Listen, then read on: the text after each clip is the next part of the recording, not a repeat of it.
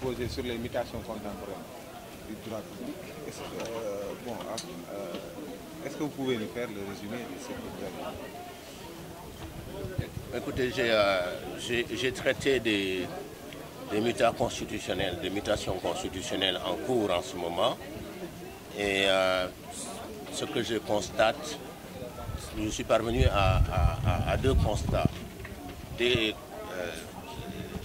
constantes et des contingences. Les constantes sont les traits qu'on retrouve presque un peu partout dans les régimes politiques africains. Le premier trait,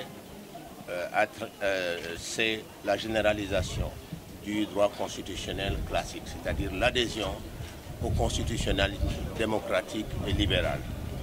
Le deuxième trait, c'est l'hyper-présidentialisation des régimes politiques, à quelques exceptions près, peut-être l'Afrique du Sud et l'île Maurice, qui ont des régimes plutôt parlementaires, des pays dans lesquels on vient d'assister à la destitution des chefs, des présidents de la République. Eh bien, donc le deuxième trait caractéristique est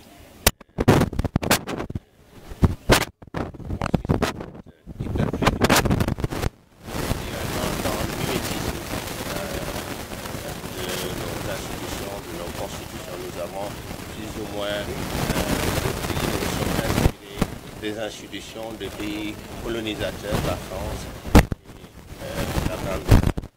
Mais le petit changement auquel on a assisté ces dernières années, c'est que ce mimétisme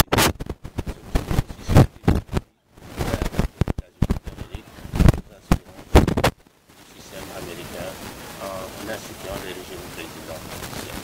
Donc voilà pour les constants.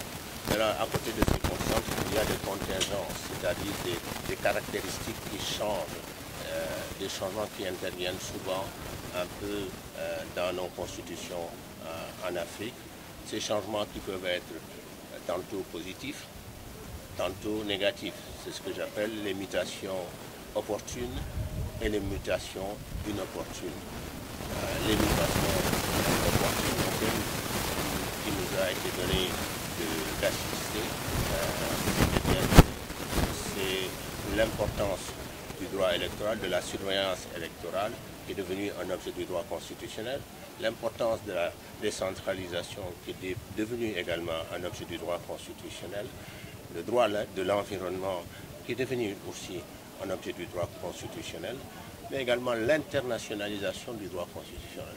Le droit constitutionnel est affecté par le droit international et si vous voulez, quelque peu avalé par le droit international. Il fait maintenant partie du droit international. Et voilà, non, et dernier point, dernière mutation, c'est le recours au constitutionnalisme alternatif, au constitutionnalisme de crise. Souvent, à la fin des conflits, eh bien, les acteurs concluent des accords qui traitent en réalité de l'exercice du pouvoir pendant une période de transition. Ces accords sont au fond des petites constitutions pour une transition courte. Et ce sont ces accords qui permettent par la suite d'aller vers des constitutions beaucoup plus formelles. Et ces accords on peut les considérer comme des mutations opportunes. Mutations positives ou mutations... Mais maintenant, les mutations négatives ou inopportunes tournent essentiellement autour de l'instrumentalisation du droit, de l'instrumentalisation des constitutions, de la récurrence des révisions, la multiplication des révisions, mais également du refus de l'alternance qui procède d'interprétations tendancieuses de la Constitution pour minorer le nombre de mandats déjà effectués, comme ce qui s'est passé chez nous en 2011, où ou ce qui se passe en ce moment au Burundi, où le président a refusé de partir alors qu'il avait épuisé ses 2 mandats, ou ce qui se passe en RDC, où le président, par une sorte d'inertie, organise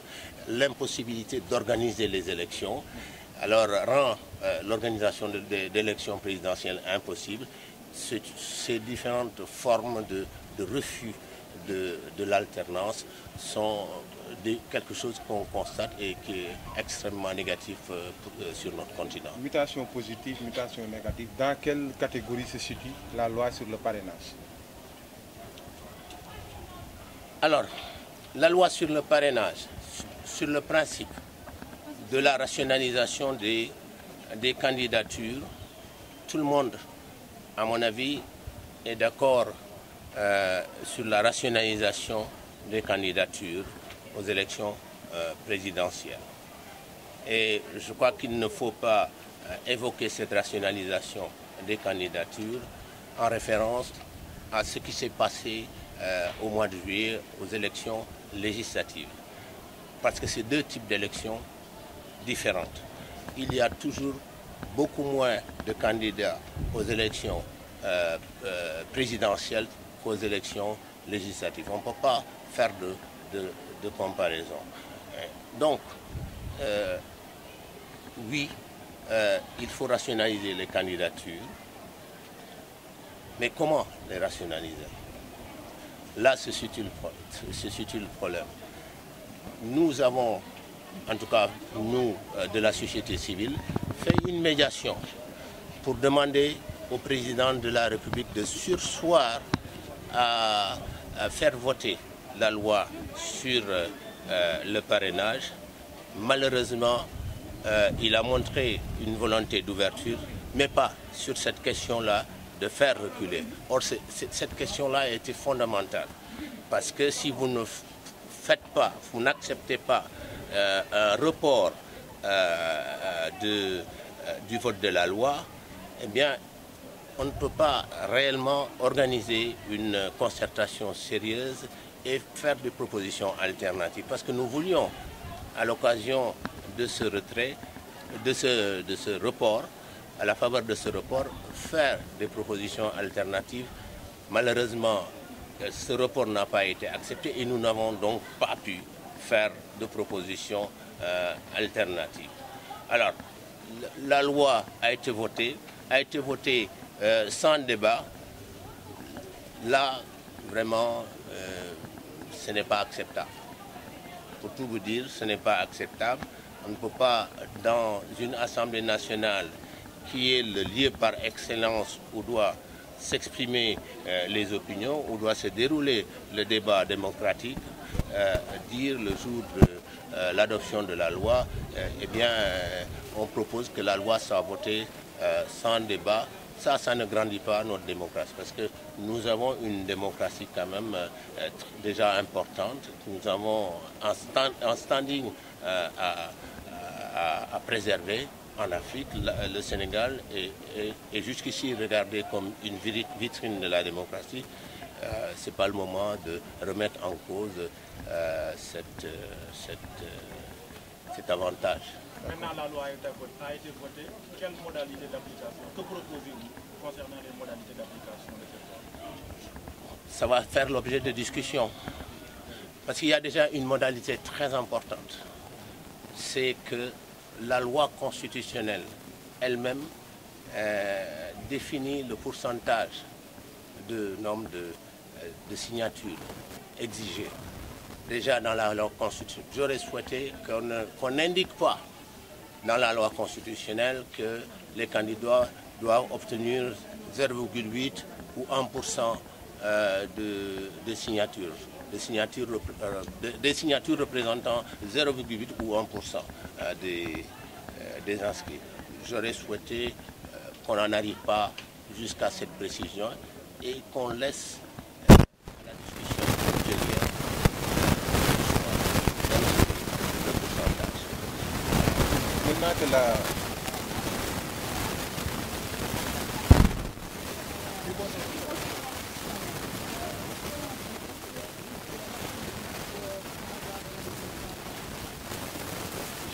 voudrais pas m'exprimer là, maintenant, tout de suite sur cette question parce que je suis dans une position inconfortable étant médiateur. Mais ce que je peux vous dire, c'est que ce sera extrêmement difficile. Ce sera extrêmement difficile. Très difficile pour que ces recours puissent déboucher. Vous savez que le Conseil constitutionnel refuse toujours de contrôler la constitutionnalité d'une loi constitutionnelle. Ça, vous le savez. Hein? Voilà. Et l'autre chose que l'on peut peut-être pointer, c'est qu'il y avait la possibilité. Il y avait la possibilité d'aller vers d'autres types de parrainage. Parce que là, on privilégie le parrainage citoyen. Mais il était possible de privilégier le parrainage des militants. Il était possible de dire le parti qui veut présenter un candidat doit avoir tant de militants dans tel et tel département, dans telle et telle région. Il était possible d'arriver exactement au même résultat en préservant le rôle fondamental des partis politiques, parce que ne l'oubliez pas, les partis politiques assument une mission de fonction, de service public consacrée par la Constitution. Cette fonction des partis politiques est constitutionnalisée, alors que la participation des indépendants aux élections, ce n'est pas une prérogative constitutionnelle. On aurait pu préserver justement cette prérogative constitutionnelle des partis politiques en envisageant que le parrainage soit un parrainage de militants. Pour être candidat, il faut être parrainé par tant de militants de son parti politique. Et on serait parvenu à peu près au même résultat qu'au parrainage citoyen qu'on envisage d'appliquer. Au-delà du Conseil constitutionnel, l'opposition compte également saisir la Cour de la CEDEAO. Là aussi, cette requête n'a pas beaucoup de chances de prospérer. Malheureusement, la plupart des requêtes n'ont pas beaucoup. Il faudra que les avocats, ceux qui ont introduit ces requêtes,